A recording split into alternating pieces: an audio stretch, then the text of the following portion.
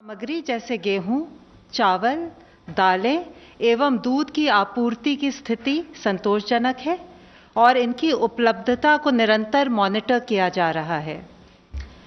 जैसा कि आप सबको पता है, माननीय प्रधानमंत्री जी ने 14 अप्रैल 2020 को राष्ट्र को संबोधित करते हुए 3 मई 2020 तक लॉकडाउन बढ़ाने की घोषणा की थी, जिसके अनुपालन में कल गृह मंत्रालय द्वारा विस्तृत दिशा निर्देश जारी किए गए हैं।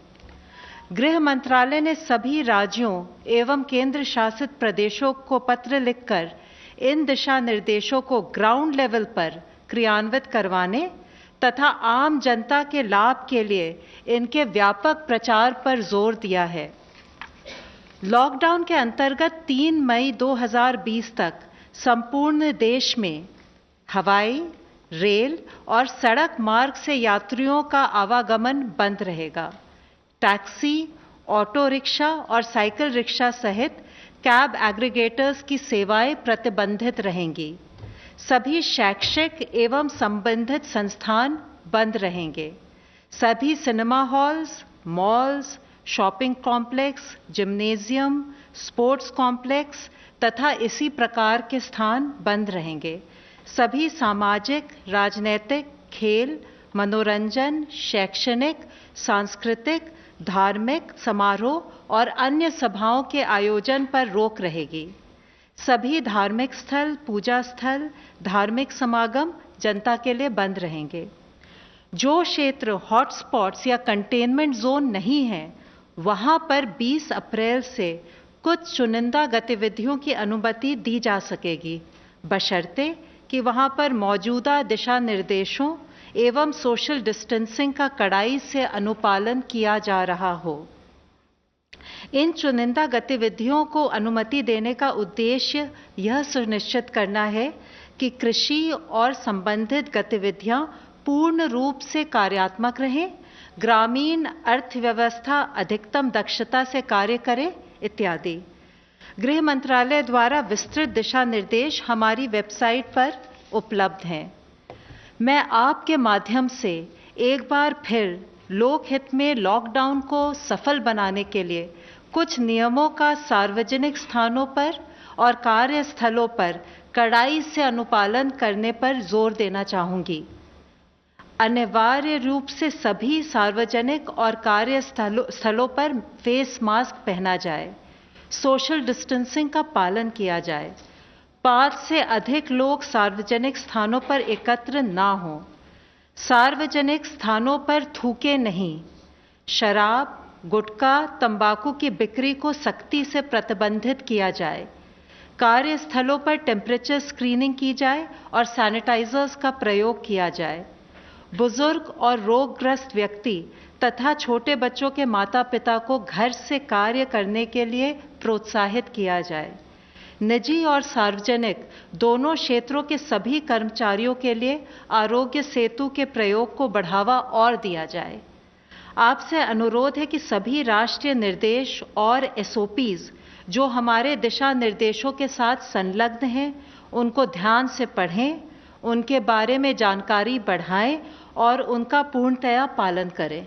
धन्यवाद। मिनिस्ट्री ऑफ हेल्थ की तरफ से मिस्टर लव अग्रवाल प्लीज। स्वास्थ्य मंत्रालय सभी स्टेक होल्डर्स के साथ मिलकर कोविड की इस लड़ाई में जुटा हुआ है। कल माननीय स्वास्थ्य मंत्री और स्वास्थ्य राज्य मंत्री ने भारत में कोविड-19 के कंटेनमेंट मेजर्स को लेकर हेल्थ फंक्शनरीज और साथ में वर्ल्ड हेल्थ ऑर्गेनाइजेशन के फील्ड ऑफिसर्स के साथ एक वीडियो कॉन्फ्रेंस की थी, जिसमें माइक्रो प्लान्स फॉर क्लस्टर और आउटब्रेक कंटेनमेंट के डेवलपमेंट के लिए जिला स्तर पर WHO अधिकारियों के साथ टेक्निकल कोऑर्डिनेशन किया जाए, उस पर विस्तृत चर्चा हुई। साथ ही स्वास्थ्य मंत्रालय WHO की national polio surveillance network team की सर्विसेज को यूटिलाइज करते हुए हमारी ऑनगोइंग सर्विलेंस को कैसे स्ट्रेंथन किया जाए, उस पर भी एक एक्शन प्लान बनाया गया। माननीय स्वास्थ्य मंत्री ने कन्फेडरेशन ऑफ इंडियन इंडस्ट्री द्वारा ऑर्गेनाइज्ड इंटरेक्शन में इंडियन इंडस्ट्री लीडर्स के साथ भी बातचीत की, जहां उन्होंने PM केयर्स फंड में योगदान देने के लिए इंडियन इंडस्ट्री को धन्यवाद दिया। साथ ही माननीय मंत्री जी ने उन्हें एश्योरेंस दिया कि सरकार उनके सामने आने वाली कठिनाइयों से अवगत है और इकॉनमी के रिवाइवल के लिए किए जा रहे मेजर्स के द्वारा उनके कंसर्न्स को एड्रेस भी किया। इसके अलावा उन्हें कोविड के समय में हेल्थ केयर में मेक इन इंडिया के अवसरों का बेस्ट यूज़ करने के लिए एनकरेज किया ताकि देश critical health care equipment provision में ज़्यादा रेजिलिएंट और आत्मनिर्भर हो सके। स्वास्थ्य मंत्रालय ने लॉकडाउन के दौरान सेफ ड्रिंकिंग वाटर प्रैक्टिसेस के लिए एक एडवाइजरी कल जारी की है, जिसके तहत पब्लिक हेल्थ डिपार्टमेंट को रिलीफ कैंप्स पर विशेष ध्यान देने और समाज के वल्नरेबल सेक्शंस के लिए पानी की सप्लाई बढ़ाने की सलाह दी गई है। क्लोरीन टैबलेट्स, ब्लीचिंग पाउडर और हाइपोक्लोराइड सॉल्यूशन के एप्रोप्रिएट यूज़ की एडवाइस भी दी गई है। स्वास्थ्य मंत्रालय ने सभी स्टेट्स और यूनियन टेरिटरीज को कोविड-19 के आउटब्रेक के दौरान इसेंशियल हेल्थ सर्विसेज की डिलीवरी पर एक डिटेल्ड गाइडलाइंस को भी इशू किया है, जिसके तहत इन सेवाओं में जैसे कि मैटरनल और child health services, prevention and management of communicable health diseases, treatment of chronic illnesses शामिल हैं ताकि उनके कॉम्प्लिकेशंस को अवॉइड किया जा सके और इमरजेंसीज को एड्रेस किया जा सके। हेल्थ केयर वर्कर्स को इन सब बीमारियों के बारे में कार्य करते हुए सेफ्टी इंश्योर करा जाए, उसके बारे में रिक्वेस्ट की गई है। कोविड डेडिकेटेड फैसिलिटीज़ के अलावा रिमेनिंग फैसिलिटीज़ ऐसी सेवाएं प्रदान करती रहेंगी। नॉट फॉर प्रॉफिट और प्राइवेट सेक्टर को भी ऐसे कार्य में इन्वॉल्व किया जाए, उसके लिए स्टेट गवर्नमेंट से कहा गया है। ओवर क्राउडिंग को रोकने के लिए टेली हेल्थ सर्विसेज को प्रमोट करना चाहिए। साथ ही लॉकडाउन या रेस्ट्रिक्शंस के पीरियड के दौरान इम्यूनाइजेशन और एंटीनेटल केयर जैसी सेवाओं को रीऑर्गेनाइज किया जाना चाहिए और इस तरह की सेवाओं को कोई एक दिन फिक्स करके प्रोवाइड किया जाए। ये सर्विसेज देते समय भी फिजिकल डिस्टेंसिंग और रिक्वायर्ड इन्फेक्शन प्रिवेंशन प्रोटोकॉल को फॉलो करना चाहिए। Pregnant women, children with malnutrition, TB, leprosy, HIV, viral hepatitis, pulmonary diseases या डायलिसिस जैसी जितनी भी सेवाएं हैं, उनको हमारे सब हेल्थ सेंटर और हेल्थ एंड वेलनेस सेंटर के प्राइमरी हेल्थ केयर टीम उनको मॉनिटर करें और उनके द्वारा हम ये सर्विसेज प्रोवाइड करें, उसके लिए आदेश जारी किए गए हैं। साथ ही बल्क ड्रग्स की अवेलेबिलिटी और प्रोडक्शन को बढ़ाने के लिए मिनिस्ट्री ऑफ एनवायरनमेंट ने एक एनवायरनमेंट इम्पैक्ट असेसमेंट नोटिफिकेशन में अमेंडमेंट किया है, जिसके तहत जो भी प्रोजेक्ट या एक्टिविटीज़ बल्क ड्रग और इंटरमीडिएट से रिलेटेड हैं, उनका रिकैटेगराइजेशन करते हुए कैटेगरी ए से कैटेगरी B2 में डाला गया है, जिसके तहत उनका अप्रेजल नेशनल लेवल पर लाए बिना स्टेट लेवल पर त्वरित गति से किया जा सकता है। इसके द्वारा भारत सरकार जो चाहती है कि इम्पॉर्टेंट मेडिसिन और ड्रग्स की अवेलेबिलिटी बढ़े, और यह अमेंडमेंट 30 सितंबर से जिन्होंने भी कोई भी प्रपोजल दिया है उस पर लागू होगा। आज स्टेट रेगुलेटरी बॉडीज इस कैटेगरी के तहत 100 से अधिक प्रपोजल की समीक्षा कर रही है, जो डिसीजन मेकिंग के डिफरेंट लेवल पर है। अब तक टोटल 1489 पीपल हैव रिकवर्ड, और अगर हम देखें तो एक दिन के अंदर 183 लोग रिकवर हुए हैं। भारत में कन्फर्म केसेस की संख्या में टोटल 941 नंबर्स का इंक्रीज नोट किया गया है और टोटल पॉजिटिव केसेस 12,380 12,380 हैं। अब तक टोटल रिपोर्टेड डेथ्स 414 हैं, जिसमें से 37 deaths have been reported in last 1 day. मैं आप लोगों की दृष्टि में लाना चाहूँगा, हमारी इस लड़ाई में, हमारे इस एफर्ट्स में अभी तक भी फील्ड लेवल पर किए हुए एक्शन के तहत 325 ऐसे जिले हैं जहां पर कोई भी केस नहीं आया है। हमारी केस फैटेलिटी रेट अगर 3.3% है, तो हमारी percentage of people who have recovered so far is around 12.02%। साथ ही फील्ड लेवल पर जो कुछ ऐसे जिले जहां पर इससे पहले केसेस आए थे, लेकिन फील्ड एक्शन के द्वारा उनको कंट्रोल और उनके कंटेनमेंट से संबंधित जो काम हुआ है, उसके तहत माही इन पुडुचेरी एक वह जिला है जहां पर पिछले 28 दिनों से कोई फर्दर पॉजिटिव केस नहीं आया है। इसके साथ ही 27 ऐसे जिले हैं उन 17 राज्यों में जहां पर पिछले 14 दिनों से कोई पॉजिटिव केस नहीं आया है, जिसमें है कि पटना बिहार से, नादिया वेस्ट बंगाल से, प्रतापगढ़ राजस्थान से, गिर सोमनाथ पोरबंदर गुजरात से, भद्राद्री कोथागुडम तेलंगाना से, साउथ गोवा गोवा से, उत्तराखंड से Pauri Garhwal, Pilibhit in UP, Rajouri in Jammu Kashmir, west Imphal in Manipur, Bilaspur, Durg, Rajnandgaon Raipur में, छत्तीसगढ़ में, पुडुचेरी में जैसे मैं बता चुका हूँ माहे, ऐजवाल वेस्ट जो है मिजोरम में, देवनगिरी, कोडगु, तुमकुर, उडुपी और बेल्लारी कर्नाटका में, वायनाड, कोट्टयम केरला में, SBS नगर पंजाब में, हरियाणा में पानीपत और मध्य प्रदेश में शिवपुरी। मैं आप सबसे यही रिक्वेस्ट करना चाहूँगा कि फील्ड लेवल पर जो कंटेनमेंट का ये प्लान ऑफ एक्शन इम्प्लीमेंट हो रहा है उसके रिजल्ट हमें दिखने लगे हैं। लॉकडाउन, सोशल डिस्टेंसिंग और कंटेनमेंट मेजर्स के इस कंबाइंड एफर्ट से अगर हम लोग इसी तरीके से इस सतत प्रयास में लगे रहेंगे तो हमें सफलता जरूर मिलेगी। धन्यवाद। ICMR representative please. आज तक हमने 2,90,401 लोगों की टेस्ट की है। उनमें से 30,043 यानी 30,043 इनकी टेस्ट कल हुई। उसमें 26,331 जो थे वो ICMR नेटवर्क के जो 176 लैब्स है उनमें हुआ है। 3,712 ये प्राइवेट लैब्स में हुआ है जिनकी संख्या अभी 78 है और उनके कलेक्शन सेंटर्स ये 16,000 सिटीज़ के अंदर पाए जाते हैं देश भर में। ये जो कैपेसिटी का बार बार इशू आता है, अभी आपने देखा कि 26,331 वो नेटवर्क में से हुए हैं। हम अगर 9 घंटा काम करते हैं जैसे एक शिफ्ट में करते हैं तो हमारी अभी जो लैब की कैपेसिटी है वो 42,418 है और अगर हम उसको बढ़ा के 2 शिफ्ट में कर दें तो 78,227 लोगों की टेस्ट हम हर दिन कर सकते हैं। दूसरी बात जो बार बार पूछ रहे थे सब, रैपिड टेस्ट किट्स आए क्या? 2 किस्म के रैपिड टेस्ट किट्स आज आ चुके हैं। एक लिवजॉन करके कंपनी का है, एक वॉन्फ्लो करके कंपनी का है।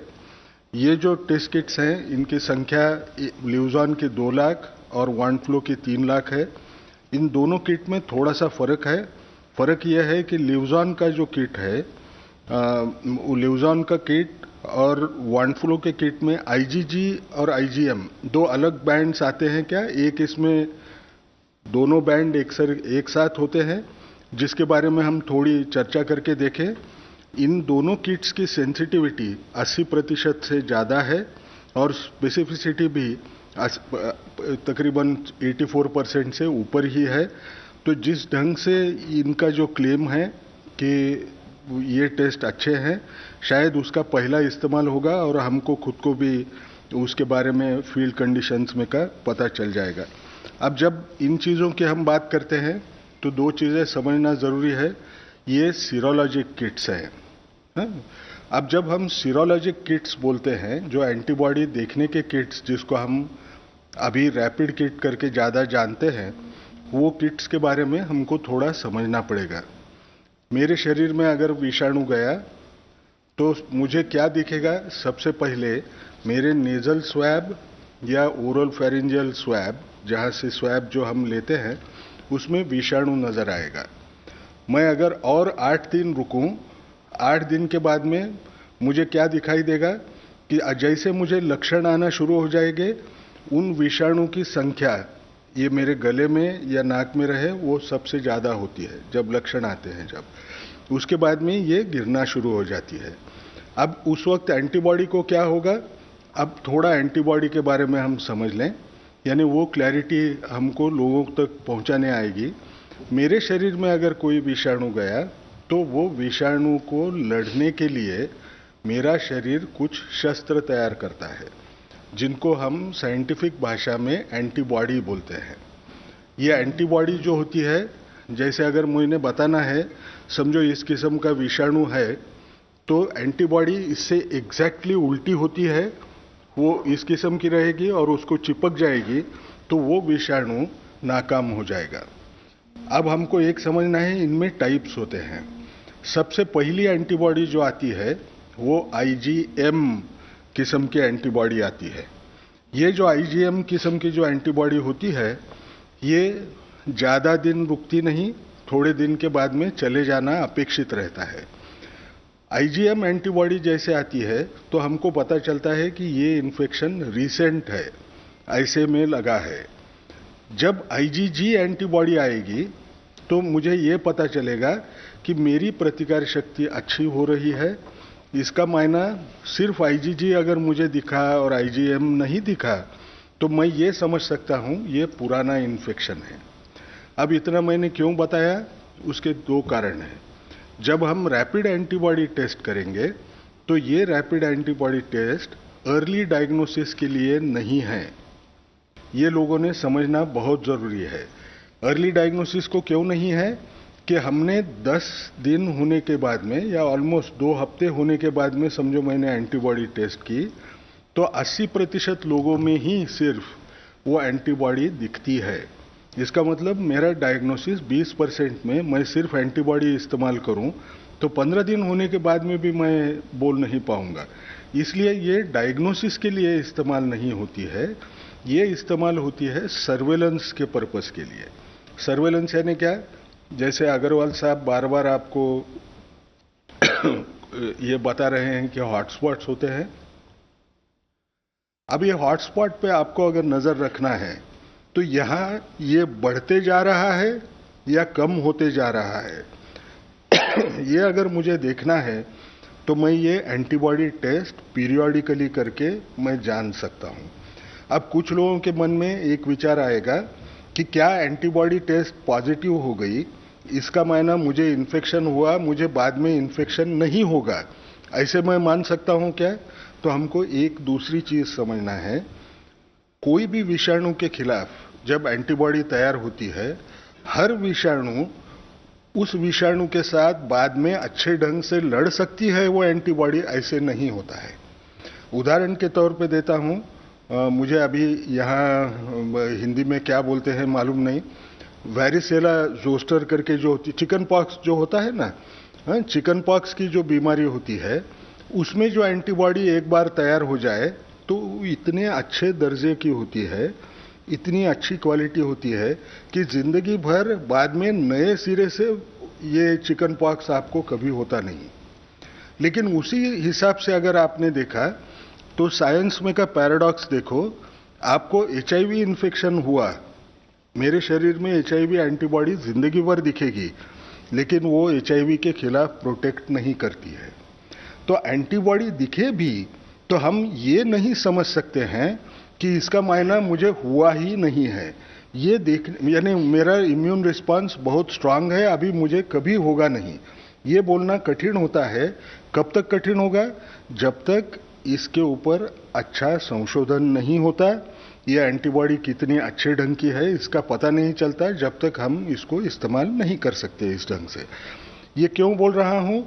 हमने सर्वेलेंस पर्पस के लिए इस्तेमाल करना है, ट्रेंड देखने के लिए इस्तेमाल करना है, लेकिन इसको हम अर्ली डायग्नोसिस के हिसाब से हमने कभी इस्तेमाल करना नहीं चाहिए।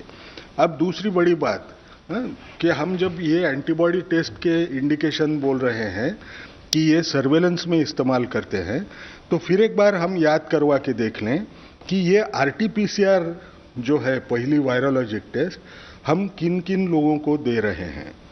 अब अगर मैं आपको बोलूं, फिर पुरानी याददाश्त आपको दिलवा दूं कि ये जो टेस्ट किट है, ये जो टेस्ट है किस किस को ऑफर होती है? जो भी ऐसी जगह से इंटरनेशनली आया है जिनको 14 दिन में वो वहाँ गया था जहाँ ये बीमारी ज़्यादा फैली हुई थी, उसको ऑफर हो सकती है, उसको अगर उसके लक्षण दिखाई दे तो। लेकिन आज के तौर पे ये क्राइटेरिया रिलैक्स्ड है, लेकिन कभी ना कभी तो भी, क्योंकि ये अभी तो लॉकडाउन चालू है, इंटरनेशनल फ्लाइट्स नहीं है, कभी ना कभी तो भी ऐसे होगा, फिर हम खुल जाएं, उस वक्त ये क्राइटेरिया फिर लगेगा, इसलिए उसको अभी भी रखे हैं। दूसरी बात हमको याद रखना है कि जो भी लैब कंफर्म केस का कांटेक्ट है उसको अगर कोई लक्षण दिखे तो उसको हम ऑफर करते हैं। तीसरी बात, जो कोई हेल्थ केयर वर्कर होगा उसको अगर कोई लक्षण दिखे तो उसको भी ये टेस्ट ऑफर हम करते हैं। चौथी बात, जब हम हॉटस्पॉट में रहने वाले लोगों को देखें, उनमें अगर आपको सारे जगह पे अगर हमने लोग देखे तो जहां भी हमको सारी की केस दिखती है सीवियर एक्यूट रेस्पिरेटरी इन्फेक्शन की, जो एक लक्षण हो सकता है, एक सिंड्रोम के वैसा एक कॉम्प्लेक्स होगा कि जिसमें ये कोविड-19 के केसेस होंगे तो हम सारी के हर रुग्ण को, हर मरीज को हम ये टेस्ट ऑफर करते हैं।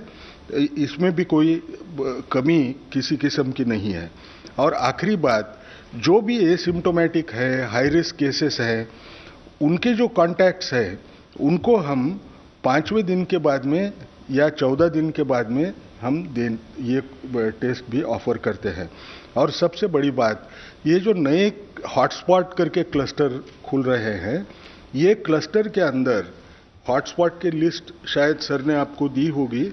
वो लिस्ट में जो भी जिले हैं, उन जिलों में जिस किसी को इन्फ्लुएंजा लाइक इलनेस हो, यानी बुखार, खांसी और जुकाम, ऐसे कोई इलनेस अगर होगा तो उसको भी ये टेस्ट ऑफर की जाएगी। अब ये मैं क्यों बोल रहा हूँ, सबको बार बार ऐसे लगता है कि शायद हम कम लोगों को टेस्ट ऑफर कर रहे होंगे। इनको छोड़ के और कोई क्राइटेरिया और जगह पे इस्तेमाल नहीं होता है कि जिसको हम कम, यानी हमारे यहाँ नहीं है, बाहर कहीं कर रहे हैं, ऐसा कोई क्राइटेरिया नहीं है। एक चीज़ हमने एक करने की कोशिश की कि ये पूलिंग करके, सैंपल को पूल करके क्या हम लोग टेस्ट कर पाएंगे। तो हमने देखा कि RT-PCR ना, यानी जो मॉलिक्यूलर टेस्ट है, वो मॉलिक्यूलर टेस्ट का इस्तेमाल करके हम पूलिंग कर सकते हैं। पूल्ड इसलिए कर सकते हैं क्योंकि उसकी कीमत कम हो जाएगी, नतीजा वही मिलेगा। ये कहाँ कर सकते हैं, जहाँ जहाँ जो डिस्ट्रिक्ट्स में इन्फेक्शन नहीं है उस जगह पे आया है क्या, ये अगर देखना है तो जिन जिलों में 2% से कम सीरो पॉजिटिविटी रेट है, वहाँ 5 सैंपल का पूलिंग करके हम टेस्ट कर सकते हैं। अगर वो पूल पॉजिटिव पाया गया तो हम ये पांचों के पांचों अगर टेस्ट करें तो हमको उसमें इकोनॉमिक बेनिफिट भी हम रख सकेंगे। सारे लोगों की टेस्ट करने की हमको ज़रूरत भी नहीं आएगी। इसका मायना क्या हुआ कि आज जो हम टेस्ट कर रहे हैं उसके क्राइटेरिया भी बाहर जैसे हैं वैसे हैं। आज हमारा जो नेटवर्क है वो पूरा के पूरा नेटवर्क पूरे देश भर फैला हुआ है। सिर्फ इंतज़ार किस बात का है, हमारी जो कैपेसिटी है वो कैपेसिटी में जितने लोग चाहिए उतने लोगों का अगर मुझे टेस्ट करना है तो लोगों ने घर, जिनको लक्षण होंगे, जो लोगों का कांटेक्ट आया होगा, वो लोगों ने अपनी टेस्ट करने के लिए आगे आना है। पहले ही मैं बता चुका हूं कि 3-4 दिन पहले हमारे पास 6 हफ्ते टेस्ट करने के उतना स्टॉक था। आज हम ये बोल सकते हैं कि जैसे मैंने कल बताया, आज तकरीबन 8 हफ्ते तक हमको चिंता करने की ज़रूरत नहीं है। हम लोगों की टेस्ट कर सकते हैं।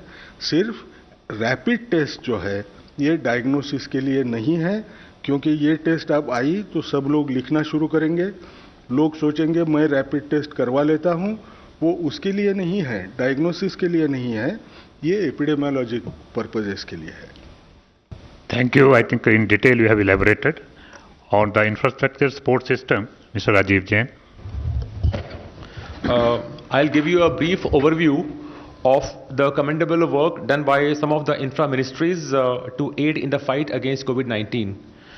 You are aware that Ministry of Civil Aviation core group was formed with important stakeholders for undertaking Lifeline Udan initiatives to transport essential medical cargo to remote parts of the country to support India's war against COVID-19. A hub and spoke Lifeline services were started from 26th March to 2020. Air India, Alliance Air, Indian Air Force and private carriers, they are operating flights to deliver essential items including medical supplies with special focus on the Northeast region, island territories and the hill states. Air India and Indian Air Force collaborated primarily for J&K, Ladakh, Northeast and other island regions. Helicopter services including Pawan Hans Limited have been operating in J&K, Ladakh and Northeast region, transporting critical medical cargo and patients.